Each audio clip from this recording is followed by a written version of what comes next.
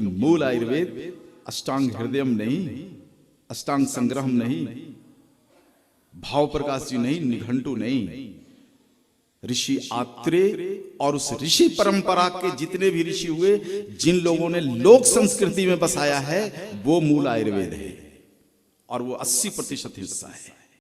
हमारे देश में 300 से ज्यादा बोलियां हैं, 300 से ज्यादा बोलियां हैं, 2 दर्जन से ज्यादा भाषाएं हैं और हर बोली और भाषा अपने आप में परिपूर्ण है। पहले बता चुका हूं, तो आप जोड़ लो। मूल आयुर्वेद के पहले खंड का कितना बड़ा विस्तार है। तो चैत का महीना खत्म हुआ, अब समय ज्यादा नहीं है, इसलिए कुछ महीनों को मैं छाट करके और विषय पर आ जाता हूं, इन सारी चीजों को। इसके बाद फिर ज्येष्ठ का महीना शुरू होता है, ग्रीष्म ऋतु। तो ग्रीष्म ऋतु में बहुत सारे सूत्र हैं, गीत हैं, जिसमें तपते गर्मी से बचने का उपाय गीतों में बताया गया है कि गुड़ और चना खाइए। ज्येष्ठ के महीने में यदि गुड़ और चना का सेवन अगर करेंगे किसी भी रूप में, तो आपको तपती गर्मी से वो बचा देगा। और उससे पहले एक बंगाल का विषय नहीं रखा है, उसको भी मैं रखना चाहूंगा। बंगाल का विषय, बंगाल का जो वर्ष प्रारंभ है वो बैसाख का पहला महीना होता है, जिसको बंगाली लोग बोलते हैं पोइला बैसाख। तो पोइला बैसाख के बंगाली में गीतों के भंडार मुझे मिले कि जो बैसाख का महीना है उसमें जब रिमझिम बारिश, बैसाख में रिमझिम बारिश आ जाती है बंगाल में, तो एक तरफ तपती हुई गर्मी और दूसरी तरफ रिमझिम बारिश, इसमें कैसे जिए हम, क्या खा करके जिए कि बीमार ना पड़े, ये पोइला बैसाख के गीतों में भरा पड़ा है। और लगभग वही समय होता है जब कुछ और चीजें जो है लोक गीतों में मिलता है कि इन दिनों शरीर में तेल लगाना, दिन में सोना, कांस्य पात्र में भोजन करना, खाट पर सोना, घर के अंदर नहाना, ये सब, और निषिद्ध पदार्थ खाना, दूसरी बार भोजन करना, रात में भोजन करना, ये सब मना किया गया है। ये मिलता है बंगाल की संस्कृति के पोइला बैसाख के गीतों में कि आपको ये काम नहीं करना है। कौन कौन सा? शरीर में तेल लगाना नहीं करना, कांसे के बर्तन में भोजन नहीं करना, खाट के ऊपर नहीं सोना, जमीन में सोना, घर में नहीं स्नान करना, बाहर खुली हवा में स्नान करना, और जिन पदार्थों को आयुर्वेद में निषेध किया हुआ है उसका कतई सेवन नहीं करना। अर्थात मांसाहारियों के लिए इसमें कहा गया है कि कभी भी मांसाहार इस महीने में नहीं करना, निषेध है। और ये केवल बंगाल नहीं, बंगाल से लेके कलिंग तक की जो संस्कृति है, यानी उत्तरी उड़ीसा का जो पूरा है, ये पूरे क्षेत्र के लोकगीतों में ये है कि ये काम निषेध है, ये काम नहीं करना, तो आप आने वाले दिनों में बीमार नहीं पड़ोगे। 2 बार भोजन भी करने के लिए मना किया गया है इस समय। और इसके बाद जो जेठ का महीना है, इस समय प्रचंड गर्मी होती है, और इस समय जो है गुड़ है, खरबूज है, तरबूज है, जितने पानी वाले फल हैं, इन फलों को खाने की बात गीतों में कही गई है कि जैसे ही ज्येष्ठ का महीना शुरू हो जाए, आप तरबूज खाइए, खरबूज खाइए, खीरा खाइए, ककड़ी खाइए, जितने भी फल हैं जिसमें पानी भरा हुआ है, इसको खाओ तो शरीर शीतल रहेगा। और सूर्य की तेज गर्मी से हम अपने शरीर को इन आहारों की मदद से बचा सकते हैं बीमार होने से। तो बीमार होने से बचना, यही तो मूल आयुर्वेद है। बैसाख के बाद जेठ का महीना, जेठ का महीने की बात चल रही है और इसमें कृष्ण अमावस्या को एक व्रत आता है, लगभग पूरे भारत में किया जाता है और इसके भी बहुत सारे गीत हैं, अलग अलग लोक संस्कृतियों में अलग लिखते हैं, जिसको वट सावित्री व्रत के नाम से जानते हैं। पेड़ों की पूजा का ये व्रत होता है और वट वृक्ष की पूजा की जाती है। वट वृक्ष अर्थात बरगद, पीपल, आंवला, नीम, बेल, आम, ये वट वृक्ष में आते हैं। वट वृक्ष की पूरी एक श्रृंखला है। तो इन वृक्षों की पूजा इस समय करना, विशेष रूप से उत्तर भारत में आंवले के वृक्ष की पूजा होती है इस समय। तो गीतों में ऐसा कहा गया है कि आंवले के वृक्ष से निवेदन हम करते हैं, पूजा करते हैं कि इस साल आप खूब फलना, भरपूर फल लगना उसमें, ताकि हमारे संपूर्ण परिवार को ग्रीष्म ऋतु के अंतिम पड़ाव पर खाने के लिए भरपूर आंवला मिले। तो हम वृक्षों से पूजा करते हैं कि हमारे परिवार की रक्षा आपके हाथ में है, आप खूब फलिए तो हमें खूब खाने को आंवला मिलेगा और हम निरोगी जीवन जिएंगे। तो आप देखो कितनी बारीक बात है कि हम वृक्षों से प्रार्थना करते हैं, हे वट वृक्ष आप इतना फल लगिए कि हमारा पूरा परिवार आनंद से आपके फल को खा सके, तृप्त हो और ग्रीष्म ऋतु के अंतिम पड़ाव पर हम कभी बीमार ना पड़े। यही तो मूल आयुर्वेद है। और हम कहां भटक रहे हैं, आयुर्वेद को खोज रहे हैं। तो ये सब सूत्र और संस्कृतियां तभी बचेगी जब हम फिर से अपनी लोक संस्कृतियों में जाएंगे, लोक संस्कृतियों में जाएंगे, उसे समझने की कोशिश करेंगे, तो हम मूल आयुर्वेद को बचा सकते हैं। और मूल आयुर्वेद को बचाए तभी भारत निरोगी हो सकता है। प्रत्येक 100 व्यक्ति पर एक हॉस्पिटल खोल दो, ये भारत को निरोगी करने का सूत्र नहीं है, बल्कि चिकित्सा को व्यापार बनाने का सूत्र है। अभी प्रतिवर्ष हमारी सरकार क्या करती है, हेल्थ बजट को बढ़ा देती है, ये कह के कि आपको सुविधा ज्यादा दे रहे हैं। मैं परिकल्पना करता हूं कि सरकार की सोच कभी बदले और एक ऐसा बजट बने जिसमें मूल बात हो कि भारत के व्यक्ति बीमार ही ना पड़े। क्या ऐसा बजट बन सकता है? बिल्कुल बन सकता है ऐसा बजट।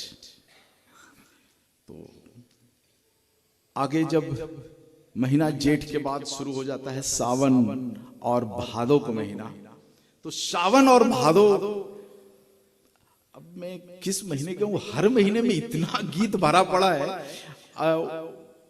ढूंढा था एक को खोजने तो पूरी की पूरी श्रृंखला मिल गई।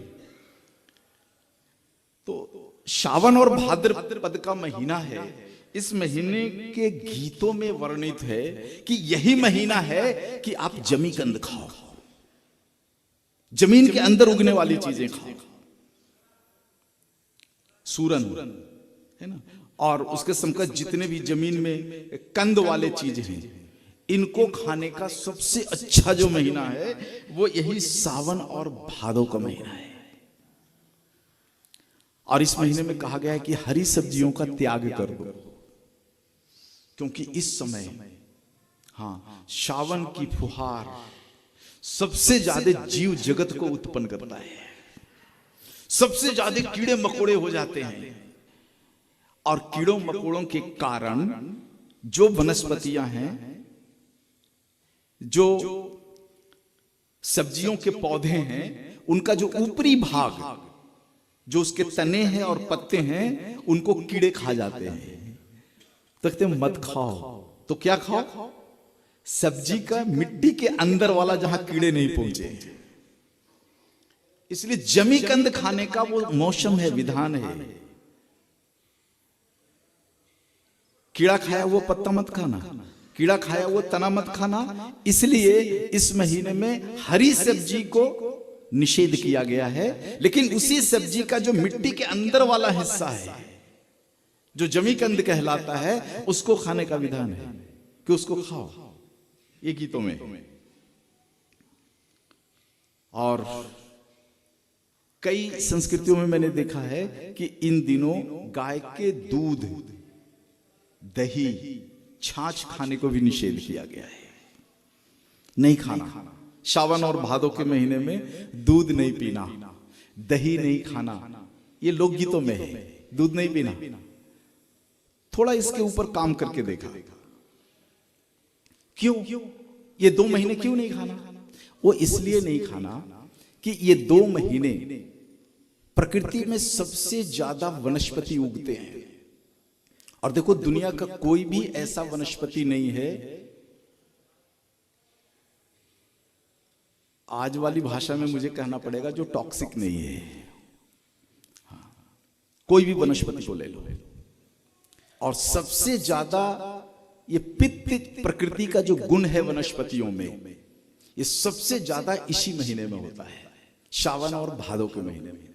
और जब गाय सावन और भादों की हरियाली जब खाती है, चरती है, तो ये सारा कुछ गाय के शरीर में जाता है। हालांकि गाय उसका फिल्ट्रेशन करती है, फिर भी उसका जो भौतिकीय स्वरूप है वो गाय के दूध में निकलता है। इसलिए गाय का दूध और दूध से जो भी दूसरे गव्य बन गए, इन गव्यों को निषेध कर दिया गया कि मत खाइएगा, बीमार नहीं पड़ेंगे। लेकिन शरीर में यदि पित्त का प्रकोप बढ़ गया तो आवेग बढ़ेगा, बीमार नहीं हो सकते। गाय का दूध किसी भी महीने में पी लो, गाय का गव्य किसी भी महीने में पी लो, बीमार नहीं हो सकते। लेकिन चित्त में परिवर्तन आएगा। ये पित्त कारक वनस्पतियों से निकले हुए दूध में, दूध से जो परिवर्तन हमारे शरीर में होगा वो होगा उग्रता का परिवर्तन। हमारे स्वभाव में उग्रता आ सकता है, उग्र नहीं होना, इसके लिए इसको निषेध किया गया है। अब यहां पर देखो, एक व्यवस्था है। अगर सावन और भादों के महीने में किसी की गाय या किसी की गौशाला में यदि आप हरा चारा नहीं खिला रहे हैं तो आपको निषेध का पालन करने की आवश्यकता नहीं है।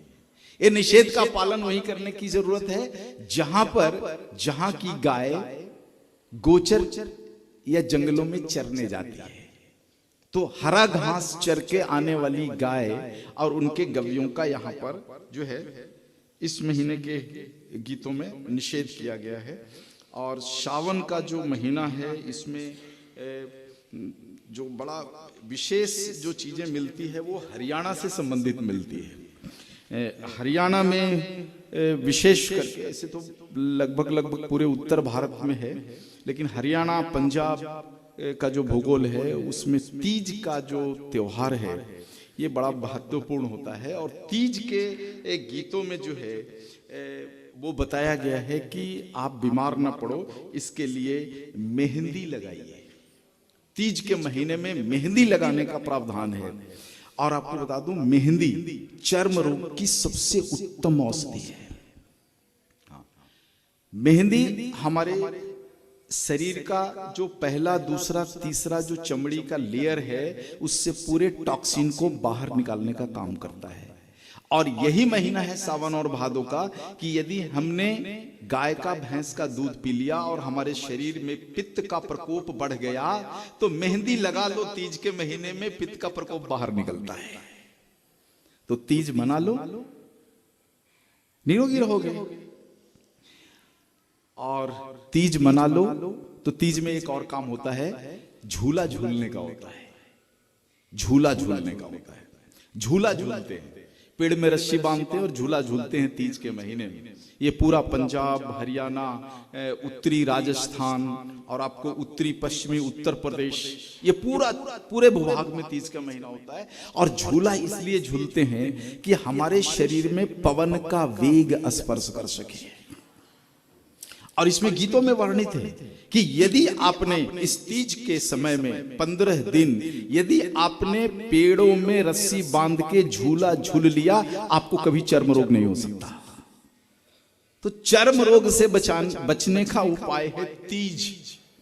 तो तीज कीजिए, तीज मनाइए, झूला झूलिए, चर्म रोग से बचे रहिएगा। और चर्म रोग से अपने आप को बचा के रखना, यही तो मूल आयुर्वेद है। बीमार होना आयुर्वेद नहीं, अपने आप को बचा के रखना यही मूल आयुर्वेद का सूत्र है। और इसके बाद फिर समय आता है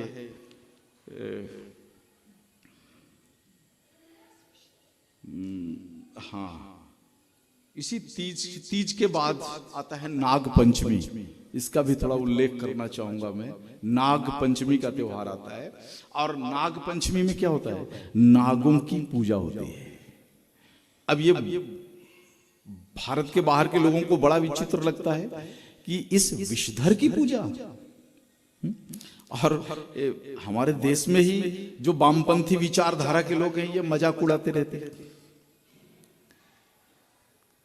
उनकी कमजोर सोच पर तरस आती है हमें कि उन्होंने नागों की पूजा के महत्व को समझा ही नहीं है। यही जब सावन तीज का जब समय होता है तो इस समय नागों के मिलन का समय होता है। आप ध्यान देना,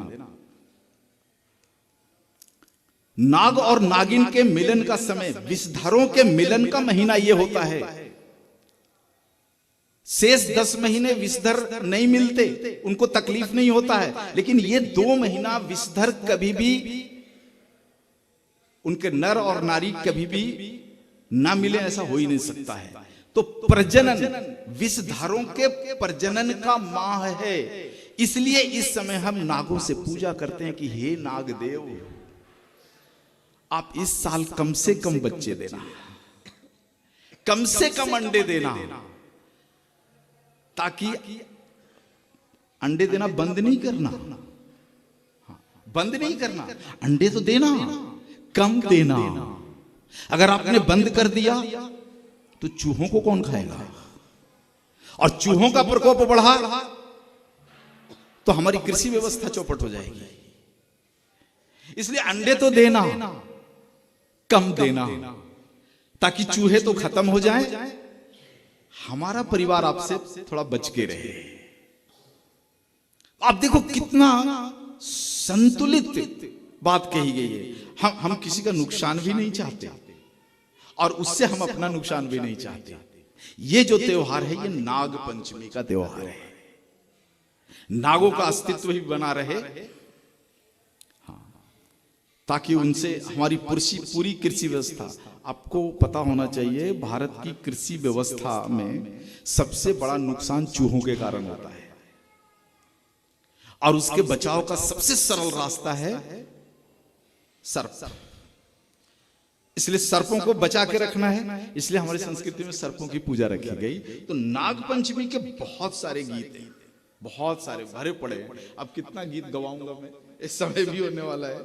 और उसके बाद जो है भाद्रपद कृष्ण अष्टमी, भगवान कृष्ण का जन्मदिन का समय आता है, और यहाँ से फिर गायों की पूजा शुरू हो जाती है। गणेश चतुर्दशी आता है, जम के खाने का समय आ जाता है, मीठा खाने का समय। शरीर को मधुर रस कब चाहिए, गणेश चतुर्दशी के समय। उससे 15 दिन पहले और 15 दिन बाद का जो भूगोल होता है उसमें हमारे शरीर का मधुर रस बाहर निकल जाता है, प्रवाहित हो जाता है। और शरीर में सबसे ज्यादा अगर किसी रस की उपयोगिता है तो मधुर रस की उपयोगिता है। इसलिए किसी भी संस्कृति में चले जाओ आप, भोजन व्यवस्था में अगर देखोगे तो सबसे ज्यादा संख्या किसी की है तो मिष्ठानों की संख्या है सबसे ज्यादा। और भारत की किसी भी संस्कृति में चले जाओ, कुछ भी शुभ दिन होने दो, क्या लोग कहते हैं, मुंह मीठा कराओ। मैंने आज तक भारत की किसी संस्कृति में नहीं सुना मुंह तीखा करा दो, बड़ा बढ़िया काम हुआ है जी, आपको तो नौकरी लग गई, मेरा मुंह खट्टा करा दो, मेरा मुंह मीठा करा दो। मैंने कहीं नहीं सुना। द्रविड़ संस्कृति से लेकर के और गंगा के किनारे तक की जो संस्कृति है, जितना मैं घूम पाया भारत को, सभी लोग एक ही चीज कहते हैं, मुंह मीठा करा। मतलब क्या, हमारे शरीर की आवश्यकता सबसे ज्यादा मधुर रस की है। और मधुर रस कब कमता है हमारे शरीर में, गणेश चतुर्दशी के समय। इसलिए गणेश चतुर्दशी का त्योहार है ना, जम के लड्डू खाओ, सबसे ज्यादा गुड़ उसी में होता है। अब इसका मतलब ये नहीं कि वो मिल वाली चीनी का लड्डू खा लेना। अपने गविष्ठ में जो संस्कार है, गुड़ खांड है ना, भूरा देशी शक्कर का उपयोग करने का है, मिश्री, ताल मिश्री, और कितना, एक चीनी छोड़ो ना तो आपके पास खाने के लिए 1 दर्जन मीठी चीजें हैं। 1 दर्जन, एक चीनी छोड़ते हो 1 दर्जन चीजें मिलती है। और दक्षिण भारत से उत्तर आते आते तक ये मीठी वस्तुओं का स्वरूप बदल जाता है। अब उस पर समय नहीं है कि बताऊं और क्या क्या है उसमें मीठे में, लेकिन बहुत कुछ है। 1 दर्जन चीजें मिलेगी, चीनी छोड़ करके देखो आप। और यही तो मूल आयुर्वेद है। हमारे शरीर में कौन सा रस कब कम गया और उस समय भोजन व्यवस्था से हमको कौन सा रस शरीर को देना है, यही मूल आयुर्वेद है।